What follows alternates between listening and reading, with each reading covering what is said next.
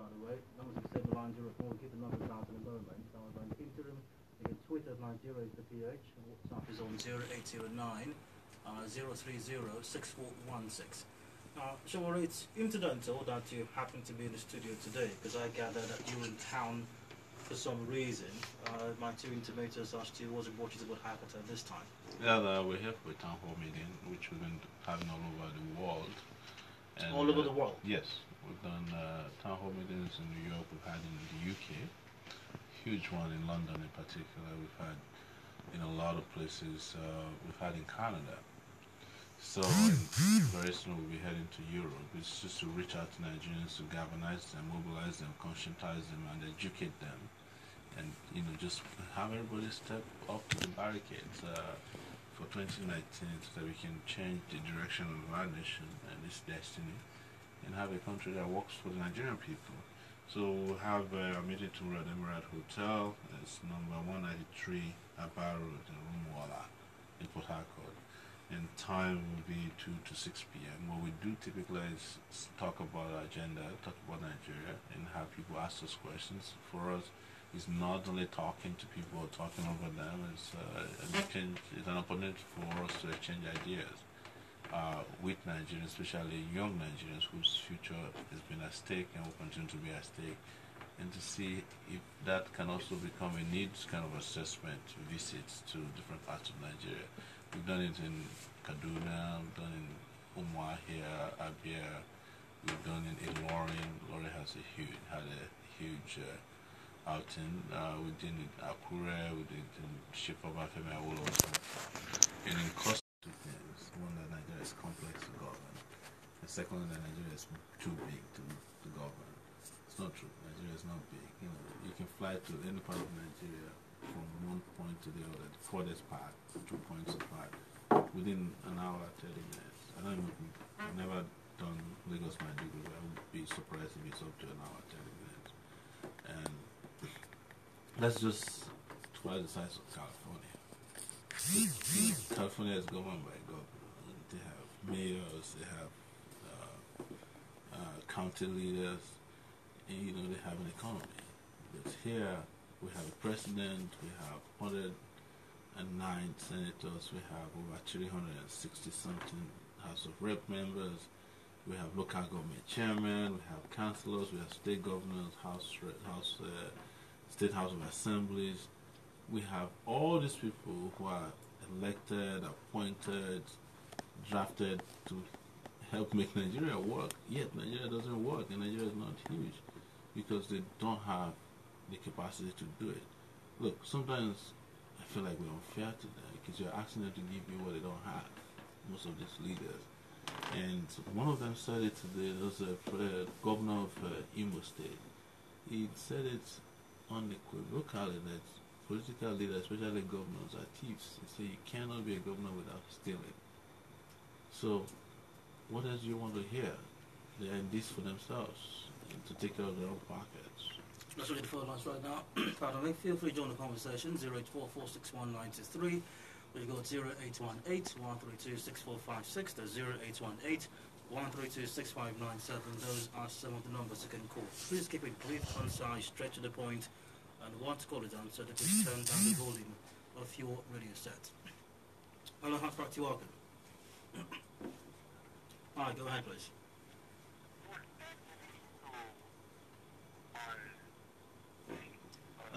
Please just go straight to your comment or question, please. Yes. I heard everything following your line, and I want to say the truth is we are all behind you. Go ahead. Thank you so much. Thank you. Hello, Hanfax.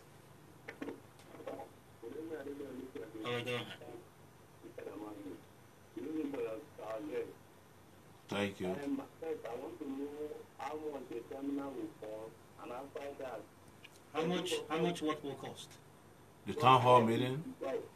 The program is about to take up that Nigerians will be more enlightened on how to make the positive or the most needed.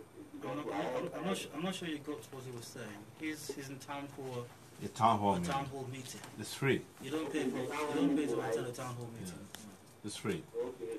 So you are not paying anything to attend the town hall meeting, You just have to attend and ask your questions from us. Thank you. Mr. Man, you're doing a nice job. For those of us that don't love doing social media, okay, when we meet on the town hall meeting, we'll ask more questions so that we make this necessary because we are tired of this person. That's right. Now we can also direct you on how to work with our teams. Yeah. By the way, remember you can also join the conversation via Twitter at NigeriaInfoPH. We're up on WhatsApp also. Remember for that, once again, 0809 030 6416. 9213, hello. Oh, go ahead.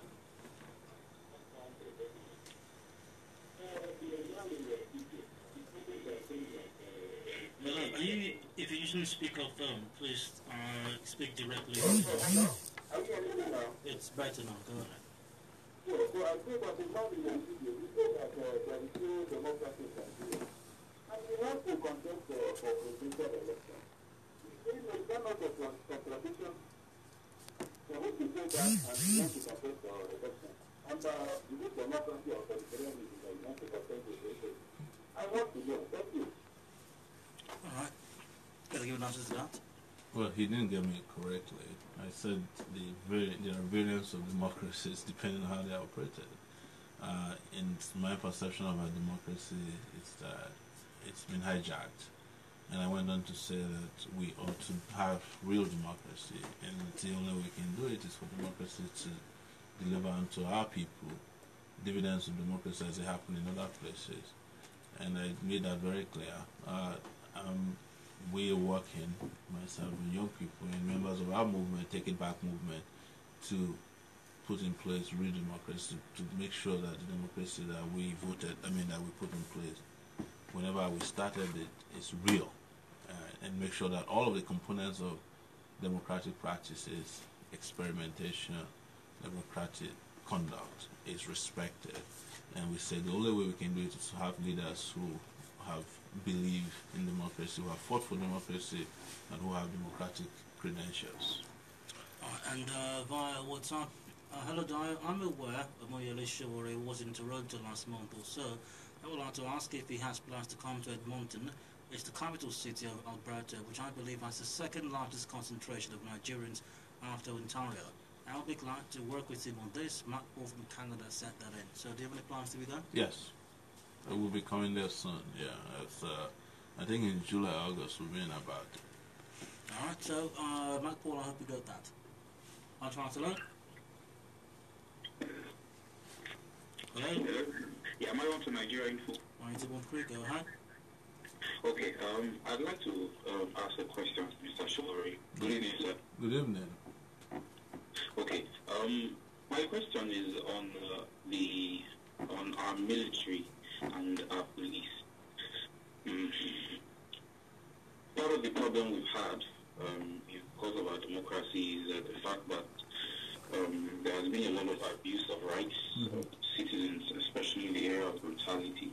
Yes. And this is coming from the position of the cycle, or the mentality of what we now have as a military, which is of course primarily supposed to protect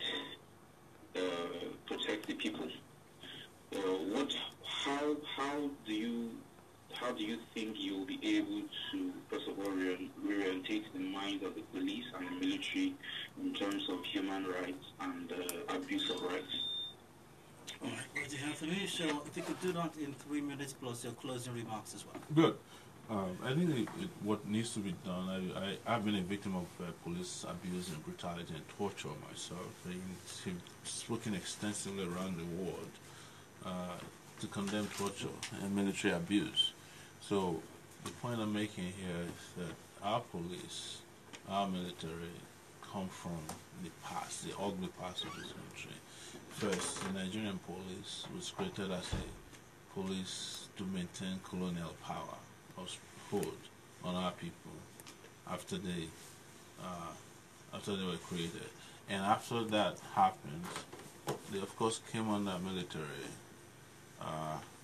military control, and they did the bidding of the military throughout. So they have not shaken off all of those. They have not been retrained. They are not properly equipped. They are not properly oriented.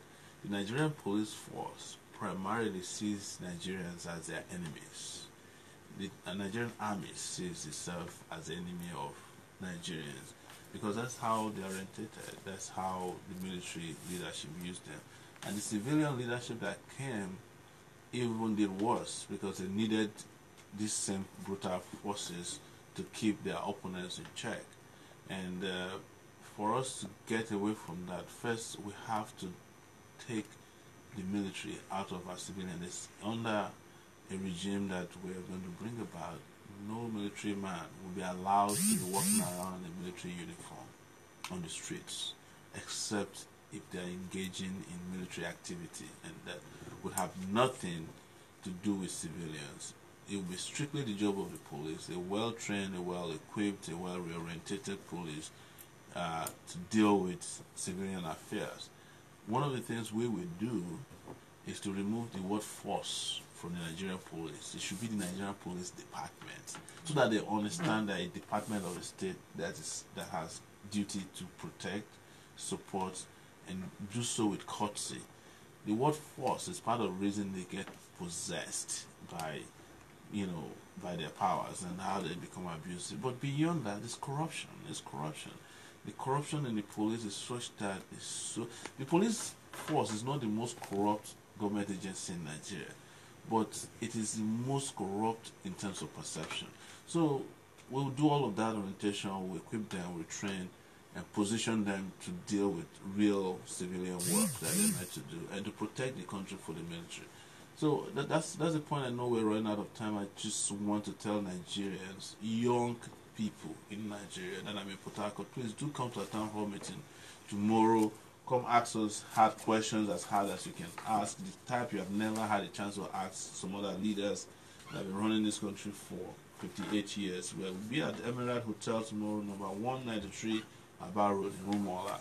Please do come around. And finally, I just need to tell you that if we can bond together, it's over for the old, ragged, corrupt, and incompetent leadership in this country. We can get rid of them democratically, and we'll never hear from them again, and we can take control of our destinies and put our future on the right path of progress, prosperity, and most importantly, peace in this country. We need it. We need electricity, we need roads, and these people have shown that they can provide them. We need schools that are working, not schools that are dishing out ignorance. We need hospitals that can treat people. We need a society we can call our own. We need a country. That's why we have to take our country back. And that's why we use the word take it back. Take it back, Porthacourt.